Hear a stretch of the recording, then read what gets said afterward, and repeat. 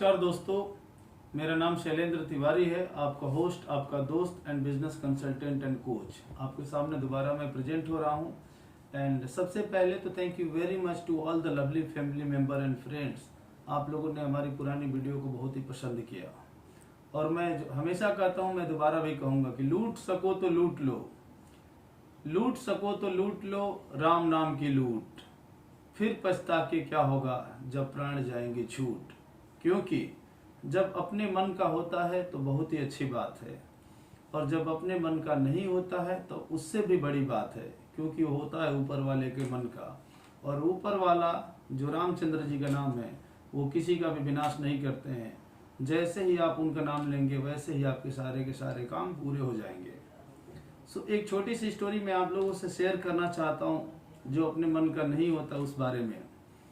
एक बार की बात है, और कृष्ण भगवान और अर्जुन, चूंकि दोनों मित्र भी थे, दोनों सखा भी थे, और सबसे बड़ी बात है कि दोनों नर और नारायण के अवतार भी थे। तो महाभारत युद्ध के बाद जब युधिष्ठिर को राज्याभिषेक हो गया, सारा चीज हुआ, सारा फलक्रम बिल्कुल ठीक तरीके से हो गया, तो एक बार कृष्ण भगवान और अर्जुन रथ को लेकर के निकल गए थे नगर की तरफ घूमने के लिए। ये देखने के लिए गए थे कि कहीं किसी को कष्ट तो नहीं है, क्योंकि उनके राज्य काल में सारे का सारा प्रजा एकदम बिल्कुल खुशहाल थी। तभी अर्जुन ने एक ब्राह्मण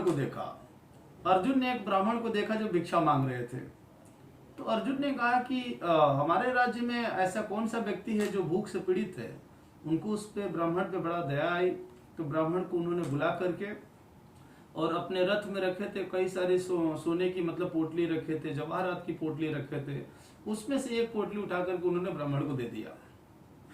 अब ब्राह्मण वाज ओवरवेल्ड, वो बड़ा खुशी पूर्वक वो लेकर के बिल्कुल झूमते झूमते जाने लगा, और मन में वो अर्जुन को बड़ा अप्रिशिएट करने लगा, और भगवान को मन में गाली भी देने लगा कि भगवान थे, उन्होंने तो कुछ नहीं दिया, लेकिन भगवान के सखा ने तो हमें माला माल कर दिया। ये सब विचार रखते हुए कि मैं इन पैसों से बहुत सारी चीजें करूंगा, घर में जाकर के सब सारा काम करूंगा, घूमते फिरते जा रहा था। इतने में रात हो गई।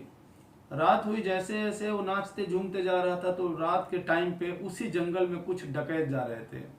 तो एक डकैत आकर के इनसे उसकी पोटली छीन लिया। अब सब कुछ बिल्कुल अस्त व्यस्त हो गया। अब सारी की सारी स्थिति पहले जैसी हो गई। अब इनके पास में कोई ऑप्शन था नहीं, अब वो डकैत से तो लड़ नहीं सकते थे पंडित जी। तो घर जाकर के सो गए, और सोने के बाद में फिर सुबह उठ करके वही उनका नित्यक्रम शुरू कर दिया। फिर उन्होंने भिक्षा मांगना शुरू कर दिया। अगले दिन फिर कृष्ण भगवान अर्जुन के साथ में लेकर के निकले। अब इस बार अर्जुन ने जैसे उनको देखा ब्राह्मण देवता को, तो अर्जुन को अत्यधिक क्रोध आ गया। और चूंकि हम लोग सोचते हैं जजमेंटल व्यू। मैं हमेशा बात करता हूं कि हमें ऑब्जर्वेशन मोड पर रहना है, हमें किसी को जज नहीं करना है कि किसी को देख करके हमने ये कैसे पता लगा लिया कि इसके साथ में क्या परिस्थिति है। अर्जुन भी जजमेंटल व्यू में थे। उन्होंने तीर धनुष निकाल लिया कि इसको अभी मैंने कल पैसा दिया था, सारा चीज खुशी के लिए दिया था, लेकिन यह भिक्षा मांगना ये छोड़ेंगे नहीं। हालांकि उसके साथ में विकट परिस्थिति थी, अर्जुन को पता नहीं था, ये सिर्फ कृष्ण भगवान को पता था। तो कृष्ण भगवान ने उनको कहा कि कोई बात नहीं, एक बार और। तो उन्होंने एक बार और ब्राह्मण देवता को बुलाया, और इस बार पहले से भी ज्यादा उन्होंने धन उसको दे दिया, सोने चांदी हीरे जवाहरात सब कुछ दे दिया। अब ब्राह्मण देवता उसको बिल्कुल कुशलता पूर्वक सकुशल रख करके अपने पास में घर लेकर के गए। वहां पे गए तो घर पे उनकी पत्नी सो रही थी। चूंकि रात हो गई थी, सो रही थी, और पहले के जमाने में लाइट होती नहीं थी, there was no electricity, it was very difficult to survive. पहले तो, अब आज की डेट में तो चारों तरफ नलकूप है, पानी पी सकते हैं, कहीं से भी पी सकते हैं, लेकिन पहले पानी पीने के लिए आपको नदी से पानी निकालना पड़ता था, मटके में पानी भरना पड़ता था। तो पंडित जी जब गए वहां पे, तो पत्नी सो गई थी, और ये आश्चर्य में थे कि मैं इस पूरे धन संपदा को कहाँ रखूं। तो इन्होंने कहा कि सुबह देखी जाएगी, सुबह मैं बताऊंगा, और सुबह इसका इंतजाम करेंगे। फिलहाल में उनको एक मटके में रख दिया, और वही मटका, चूंकि उनके घर में 2 मटके थे, एक नया मटका था इमरजेंसी केस के लिए कि अगर पुराना मटका फूट जाएगा तो नए मटके में पानी भरा जाएगा। तो नए मटके में उन्होंने उस पोटली को रख दिया। और मजे की बात है कि उस पोटली को रखने के बाद जब वो सो गए, तो जब भोर हुआ, जब सुबह हुई, तो उनकी पत्नी उठी। तो उन्होंने कहा कि भाई पुराना मटका में तो पानी आ नहीं रहा, वो फूट गया है, कल रात में टूट गई थी, नया मटका लेकर के चलती हूँ। नया मटका लेकर के वो गई नदी में पानी भरने के लिए। नदी में पानी भर करके आई और पानी भर करके आने के बाद फिर पंडित जी देखे कि उस मटके में तो पानी भर ली है, उसमें तो कुछ था ही नहीं, क्योंकि वो मटका में जो रखा हुआ था सोने चांदी आभूषण वो तो सारा नदी में गिर गया। अब बड़ा पंडित जी रोए चिल्लाए, मतलब बड़े परेशान हुए, पर वो कर क्या सकते थे, वो कुछ कर ही नहीं सकते थे क्योंकि उन्होंने उनको बताया भी नहीं था। ये है प्रकृति की मार। This is the process of nature of nature. जब भी कोई भी व्यक्ति सिर्फ अपने बारे में, अपने डेवलपमेंट के बारे में सोचेगा कि लाख उसके पास में धन क्यों ना हो, उसका विनाश निश्चित है।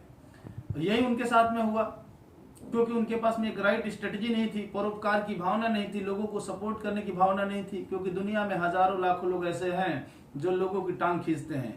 अगर हाथ खींच करके ऊपर रखा जाए तो इससे बढ़िया कोई बात ही नहीं हो सकती है। तो अगले दिन पंडित जी फिर भिक्षा मांगने के लिए नगर में घूमने लगे। इस बार अर्जुन देख करके बिल्कुल आग बबूला हो गए और अर्जुन ने कहा कृष्ण भगवान से कि आप बताइए, या तो आपकी माया है या मैं नहीं समझ पा रहा हूँ।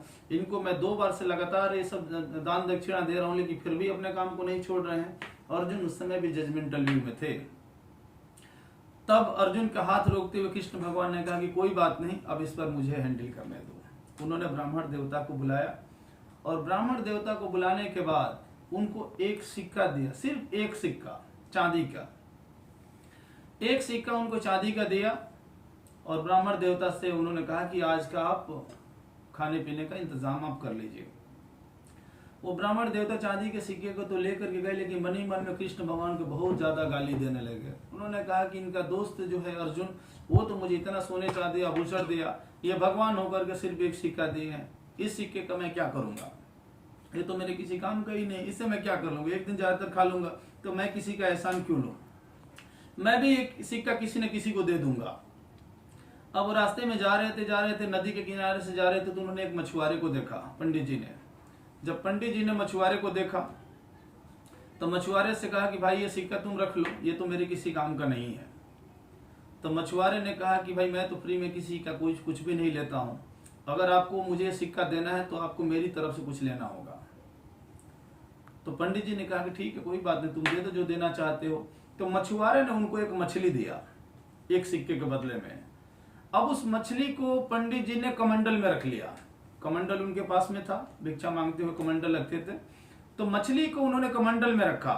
जैसे ही मछली को उन्होंने कमंडल में रखा, वैसे ही जो हीरे की पोटली उनकी नदी में गिर गई थी, वही हीरे की पोटली उस मछली के मुंह से निकल गई, क्योंकि वो हीरे की पोटली को मछली ने निगल लिया था। और मजे की बात है कि पंडित जी को देख करके बहुत ही ज्यादा आश्चर्य हुआ। ही वॉज ओवरवेल्ड, मतलब उन्होंने कहा कि क्या गजब ही, मतलब ये प्रकृति है, क्या गजब ही शानदार ये हमारे साथ ये नजारा हुआ है। और ये देख करके वो चिल्लाने लगे खुशी के मारे, और खुशी के मारे उन्होंने वो चिल्लाने लगे और कहने लगे कि मिल गया मिल गया मिल गया। जब ये सब खूब जोर जोर से चिल्ला रहे थे कि मिल गया, वहीं पे एक डकैत, जो डकैत था जो पहले उनकी पोटली छीना था, वो अभी जा रहा था उसी रास्ते से। जब पंडित जी के चिल्लाने की आवाज को उस डकैत ने सुना तो वो बड़ा परेशान हो गया। उसने कहा कि इसका मतलब पंडित जी ने मेरे को देख लिया है, और अगर मेरे को देख लिया है तो ये राजा से बोलेंगे, राजा मेरे को सजा सुना देंगे। तो डकैत भी आकर के पंडित के चरणों में गिर गया, और डकैत के चरणों में गिर गया, और गिर करके जो वो पोटली पंडित जी से छीना था वो भी पोटली पंडित जी को उसने दे दिया। यह है प्रोसेस नेचर ऑफ नेचर का। अर्जुन ये देख करके बहुत ही शॉक्ड हो गए। अर्जुन ने कहा कि प्रभु मैंने इतना दिया फिर भी इसका कुछ नहीं हुआ, आपने सिर्फ एक सिक्का दिया इसका सब कुछ हुआ।